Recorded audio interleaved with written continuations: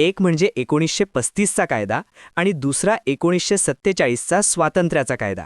तुम्हाला माहिती आहे का, पंडित नेहरूंनी 1935च्या कायद्याला ब्रेक असलेली पण इंजिन नसलेली गाडी असं का म्हटलं होतं? आणि 1947च्या कायद्याने नेमकं व्हाईसरॉयचं काय केलं?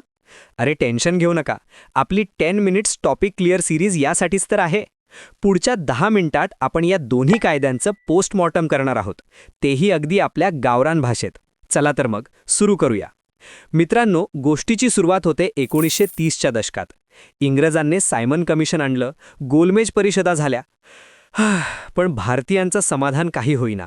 शेवटी इंग्रजांनी एक व्हाईट पेपर काढला आणि त्यातून जन्म झाला गव्हर्नमेंट ऑफ इंडिया ॲक्ट 1935चा.